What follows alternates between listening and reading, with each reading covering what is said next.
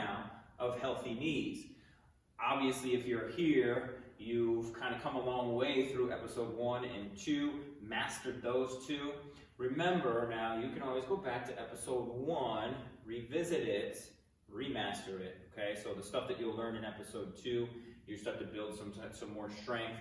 Now episode 3 is going to pay dividends if you're going to go back once in a while to episode 1 and refine a lot of those foundational exercises and movements, okay? Anyway, I want to get started really quick here. So what we're going to do is we need a foam roller and we need some kind of a pad or pillow. It's really just to go under your knees to give you something soft and cushion you from the floor. Our first exercise is where we're going to need this is going to be a front plank from our knees. And again, if you're on your knees now, because we're going to have 2 exercises that are actually going to have us kneeling, and that's where this stuff comes into play. Even if with the softer pad, the knees tend to feel they feel uncomfortable, just scrap it, and we'll talk and we'll make sure we come up with either we'll just scrap the exercise altogether, or we'll just come up with another variation or another exercise for you specifically. Okay?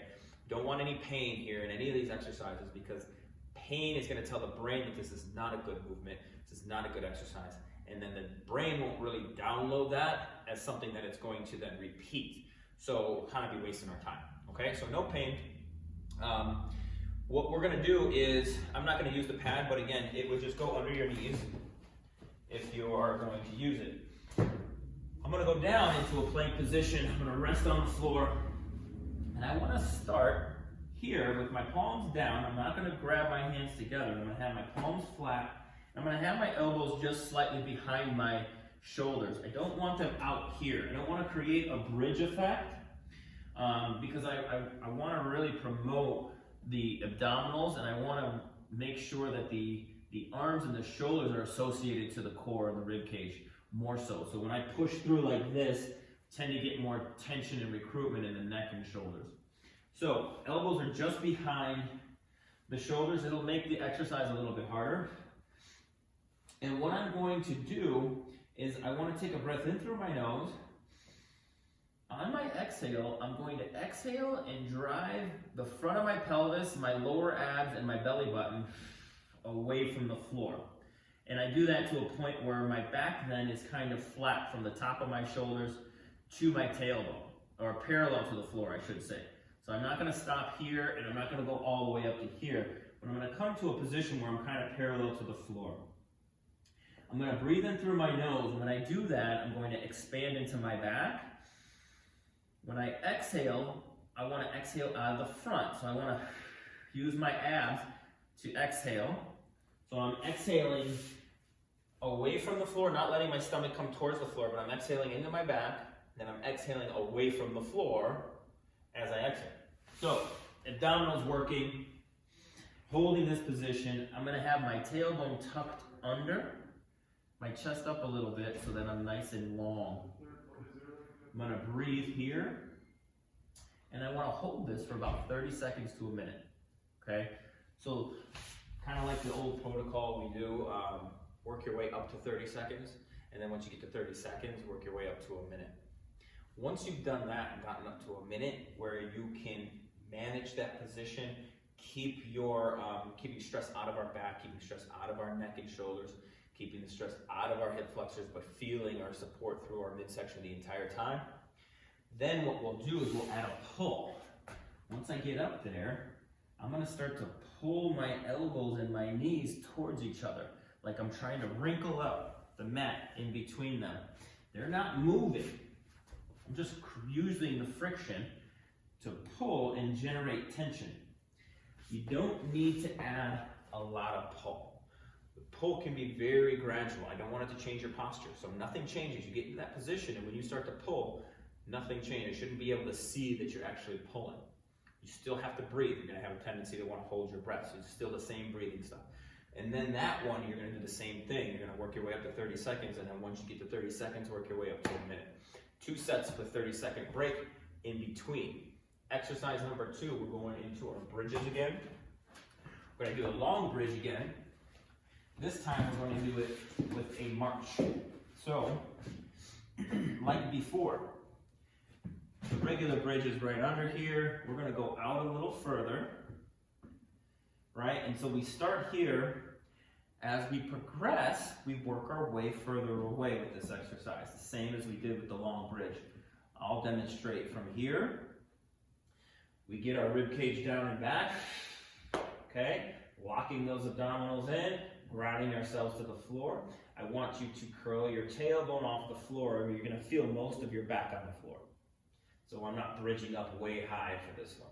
So just curl that tailbone, you're scooping your butt off the floor, and you're gonna march from here. I've got my feet so that the balls of my feet are on the roller. I'm gonna bring my leg back all the way, and then I'm gonna come out, slowly go back to the roller. Bring it back, slowly go back to the roller. And you gotta go slow. There's a tendency to wanna bring your foot down really quick. As your foot gets closer to the roller, it actually gets harder. And so you'll try to bring your foot down too fast. I want you to go really slow, come crashing down. So you're gonna work your way from a set of 10, and the roller is as far away from you as you can manage, keeping this clean. Work your way from 10, 5 on each side, up to 20. Once you can get 20 solid, then you start to work the roller away. Go back to 10, work your way up to 20, further away, do 10 to 20. Okay, it might take you a few weeks to get that foam roller further and further away. So 10 reps to 20 reps, 2 sets. Just take a 30-second break in between repetitions, okay? Next exercise, we're going side planks. And with this side plank, I want you to set up, if you're on your mat, I want you to be vertical with your mat. So your torso and your top leg are nice and straight. And I'm gonna be set back so that my knee is on the mat. My bottom knee is just in front of me a little bit. So it's not tucked underneath and in line with my top leg. It's in front a little bit. And then my back foot is not going to be on the floor so much. It can be on the floor. I just don't want you to push through it.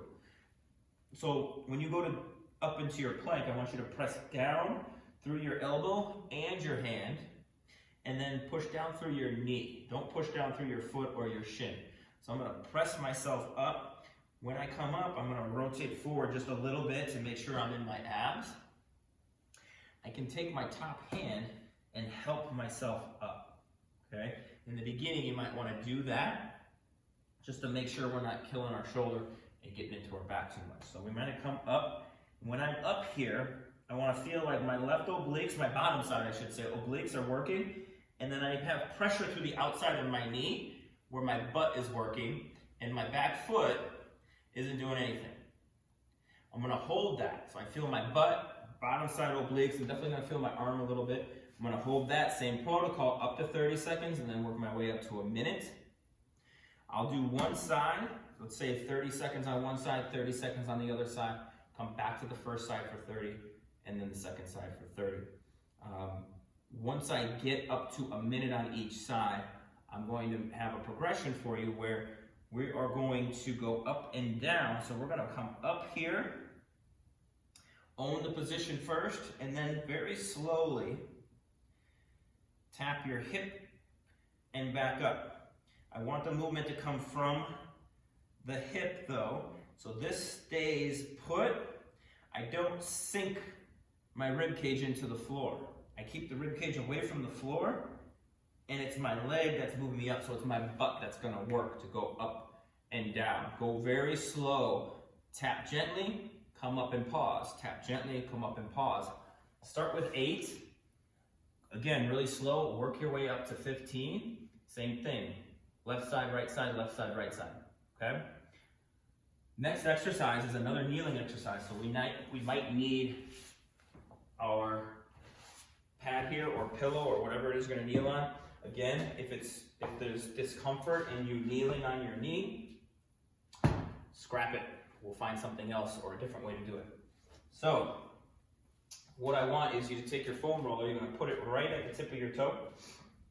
When I start off here, I've got like 90 degrees at my knee, and hip here. So 90 degrees, 90 degrees. So my left knee is right underneath me, my right leg is forward in front of me, and that's my setup foam roller is going to help me balance a little bit, but it's also there so that I have something to reach for with my knee. So I want to first pull my heel, my front heel, in the back of my shoe. And like previous exercises, what that does is it gets my hamstring working. Once I can pull and get the hamstring working, I want to ground my heel as if I'm pushing down a little bit, just to make sure it stays. And I've got to keep my heel on the ground the entire range of motion. I'm going to pull my knee forward until I get to the roller. I want to feel like I'm pulling my knee forward with my hamstring.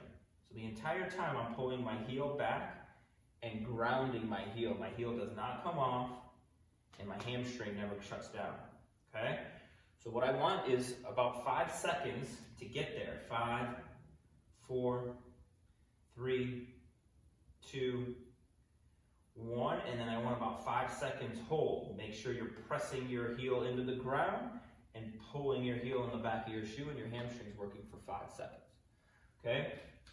We're training the back side of the leg to get more control over the knee. So that back side of the leg, we're strengthening it, but we got to teach it to be involved in movements, okay? Because you can strengthen a muscle, but it doesn't necessarily make it, it doesn't necessarily make sure that it's going to be involved when you go to jump or when you go to plant or when you go to cut or any of those things. So we have to start to introduce different coordinated demands on those muscles that we're trying to strengthen. So we're waking up some of those muscles, we're putting ourselves in better alignment and position for those muscles to work, and then we're exposing them to different tasks, asking them to continue to work during those tasks, okay? 5 seconds there, or 5 seconds to get there, 5 seconds there, 5 times, go back and forth, right, left, okay? Last exercise here in the series, in this episode, is the single leg toe touch. So we're going back to the single leg toe touch, like we did the last episode. This time we're going to try to do it without holding on to anything. So there is a balance element here. If I'm going to use my right leg, I'm going to balance on my right leg. I'm going to come down to touch my toe with my left hand. You see everything runs in line. I'm not crossing behind my body. I don't have a lot of tension in this leg. It's not pulling me anywhere. This leg does not own me, okay? I own it. This leg owns me, the leg I'm on. Now I'm coming down, find my glute and hamstring, and back up. You might want to start just by coming down, push your butt back, tap your knee, and up. And when I say go down and tap your knee, I don't mean slouch and tap your knee. Keep your chest up, sit back, tap. Sit back, tap. When you can manage that, pass the knee up and go to the mid shin. Come down, shin, back up. Once you can handle that, go a little further. If you get to a point where you go down and you just kind of lose your balance and stability, stop just short of that. Pause, right? So if that point for me is here, where I start to lose it, back up. Stop a little bit short, gather yourself, and if you want, just go down a teeny bit more and come back up. Make sure you're controlling it. Something you're not controlling, kind of like the pain, your brain's not going to say, oh, this is a good thing for me to do. It's going to try to avoid it. So let's make sure that we're sticking with quality and keeping these movements clean. I want 8 to 12 on one side, 8 to 12 on the other side, and again, right, left, right, left. Now, make sure you have your foam roller next to you or you're next to a wall, and you can use that too to help you with balance. Barely touching it or tapping will do the trick. Either one of those can help. You can also use the leg that's in the air. You can just kind of tap. That'll help you kind of have better awareness of where you're at and where the floor is and give you just a little bit of stability. Okay, so those are some ways that you can help yourself get better at the balance. Okay, and then that's it for this episode. Okay, so you got a lot to work on here. We're starting to really hammer in some strength stuff, still laying in some coordination stuff, and then we're working on some balance stuff.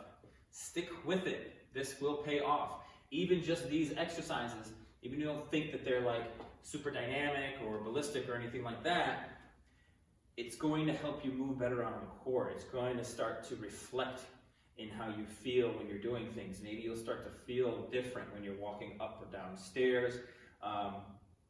If you're playing your sport, whether it's tennis or golf or whatever, you'll start to feel like maybe a little bit more power. Maybe you're more aware of some of these things in your body, some of these muscles, some of these areas of your body that you haven't really even paid attention to in a while. These are all really awesome things. So keep up with this.